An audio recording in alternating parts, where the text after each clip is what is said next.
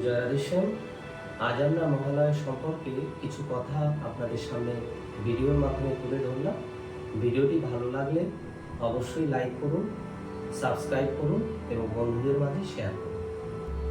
দুর্গে দুর্গে দুর্গতি নাশিনী মহিষাসুর মর্দিনী জয় মা দুর্গে।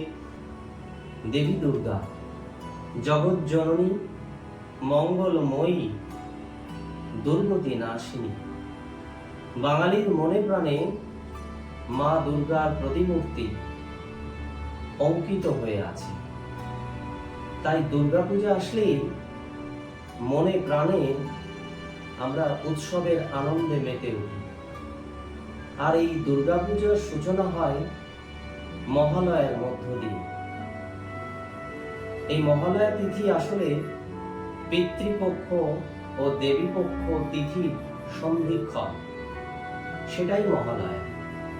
যে তিথিতে দেবী দুর্গা এই ধরাধামে তথা মর্তধামে আবির্ভূত হয়েছিলেন, আর তার সেই আগমন বার্তা ছড়িয়ে দিতে আমাদের আকাশে বাতাসে ধ্বনিত হয় দেবী দুর্গার স্তুতি।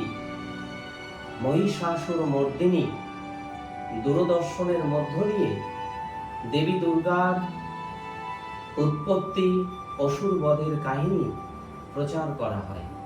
এমনিভাবে বাঙালি হৃদয়ে উৎসবের আমেজ তৈরি হয় এই মহালয়া তিথির মধ্য দিয়ে। আর এই মহালয়া শব্দটি এসেছে মহালয় থেকে। এর অর্থ হলো সমাবেশ। অর্থাৎ এই তিথিতে সনাতন শাস্ত্রানুযায়ী বলা হয় আমাদের পিতৃপুরুষেরা মর্তধামে চলে আসে। তাদের উদ্দেশ্যে আমরা তর্পণের মধ্য দিয়ে তিল জল অর্পণ করি এবং তারা প্রসন্ন হয়ে আমাদের আশীর্বাদ করেন। তাদের এই সমাবেশকে মহালয় বলা হয়। আর এই মহালয় থেকে মহালয়া শব্দটি এসেছে। সেদিক দিয়ে মহালয়ের তাৎপর্য এবং গুরুত্ব সুগভীর। মহালয়া আমাদের জীবনে দুর্গা পূজার যে প্রারম্ভিক ধ্বনি সূচিত করে, তার পরিসমাপ্তি ঘটে বিজয় দশমীর মধ্য দিয়ে। যে তিথিতে অশুভ শক্তির বিরুদ্ধে শুভ শক্তির জয় হয়, সেটাই শুভ বিজয়া তিথি। এই মহালয়া বিষয়টির মধ্যে একটি বিশেষ কাহিনী লুকিয়ে রয়েছে। সেটা অনেকের জানা, আবার অনেকের অজানাও বটে। সেই প্রসঙ্গে আমরা প্রবেশ করি। ভগবান শ্রী রামচন্দ্র তিনি লঙ্কা বিজয় করে সীতা উদ্ধার করতে মা দুর্গার শরণাপন্ন হয়েছিল। অকালে তাকে স্মরণ করেছিলেন। আসলে দুর্গা মায়ের পুজো হয় বসন্তকালে, আর সেই পূজাকে আমরা বাসন্তী পুজো বলে জানি। কিন্তু ভগবান শ্রী রামচন্দ্র তিনি ত্রেতায় এসে রাবণের হাত থেকে সীতাকে উদ্ধার করতে শরৎকালে অর্থাৎ অকাল সময়ে দেবীকে স্মরণ করে তাকে আহ্বান করে তার পুজো করেছিলেন। তাই এই পুজোকে অকাল বোধনও বলা হয়। এদিক দিয়ে আজকের দিনে আমরা যে পুজো করছি, সেটাই রামচন্দ্রের অনুসরিত অকাল বোধন পুজো। আর এই পুজোর আগে মহালয়া তিথিতে ভগবান শ্রী রামচন্দ্র তিনিও তার পিতৃপুরুষদের উদ্দেশ্যে তিল জল অর্পণ করে তর্পণ করেছিলেন। এমনিভাবে ত্রেতা যুগের অবতার যিনি, তিনিও তর্পণের দৃষ্টান্ত স্থাপন করে তর্পণের গুরুত্বকে আমাদের সামনে তুলে ধরলেন। তাই আজও আমরা দেখি মহালয়ার দিনে গঙ্গার ঘাটগুলিতে লক্ষ লক্ষ শ্রদ্ধালু মানুষের সমাবেশ হয় পিতৃপুরুষদের উদ্দেশ্যে তিল জল সমর্পণের জন্য। এছাড়া ভগবান রামচন্দ্র দেবী দুর্গাকে শরৎকালে আহ্বান করে পূজা প্রবর্তন করলেন।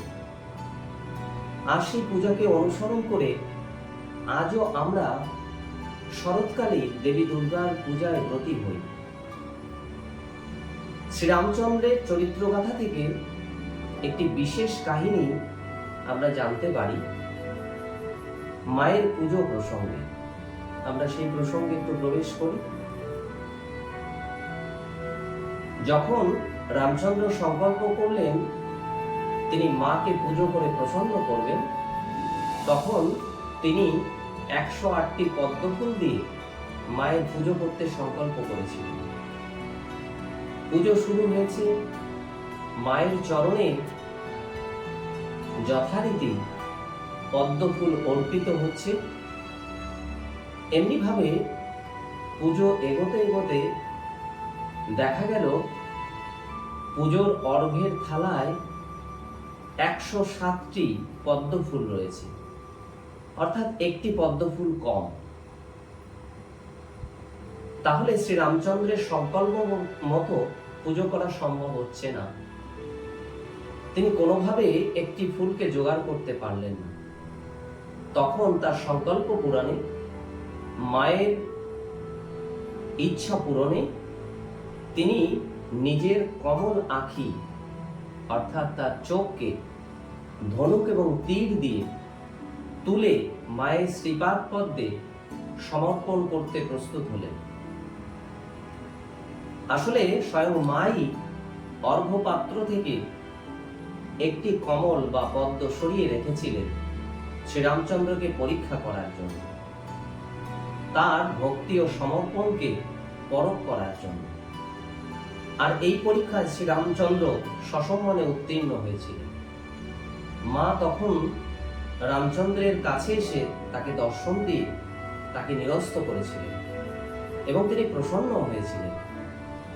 রামচন্দ্রকে আশীর্বাদ করেছিলেন যাতে তিনি লঙ্কা বিজয় করে সীতাকে উদ্ধার করে আনতে পারেন। এমনি ভাবে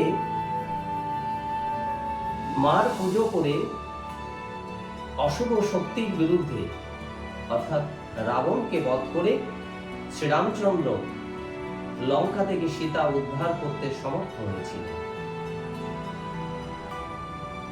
আর এই রাবণ বধ সংঘটিত হয়েছিল দশমী তিথিতে, অর্থাৎ দুর্গা মায়ের দশমী পূজার পর যে বিজয়া উৎসব হয় সেটা আসলে রাবণের বিরুদ্ধে রামের বিজয়কে সূচিত করে। এই জন্য আমরা দশমী তিথিকে বিজয় দশমী বলে আখ্যায়িত করি। আমরা সকলকে শুভেচ্ছা জ্ঞাপন করি শুভ বিজয়া বলে, অর্থাৎ অশুভ শক্তির বিরুদ্ধে শুভ শক্তির জয়ই শুভ বিজয়া। আবার হিন্দুস্থানের বিভিন্ন এলাকায় এই দশমী তিথি অর্থাৎ রাবণ বধকে স্মরণ করে রাবণের প্রতিমূর্তি তৈরি করে তাকে আগুন দিয়ে জ্বালিয়ে বধ করার রীতি প্রচলিত আছে, যেটাকে দশহরা উৎসব নামে আখ্যায়িত করা হয়। তাহলে আমরা দেখলাম মহালয়া থেকে দেবী দুর্গার আগমন সূচিত হয়ে নবরাত্রির মধ্য দিয়ে, দুর্গা পূজা উৎসবের মধ্য দিয়ে বিজয় দশমীতে মায়ের বিসর্জনের মধ্য দিয়ে দুর্গা পূজার পরিসমাপ্তি ঘটে এবং ওই বিজয় দশমীতেই রাবণ বধ হয়। অর্থাৎ এই বিষয়গুলি পরস্পরের সঙ্গে সংযুক্ত। এই জন্য আমাদের হৃদয়ে মহালয়া একটি বিশেষ স্থান করে নিয়েছে। মহালয়া সম্পর্কে আমাদের কৌতূহলের শেষ নেই।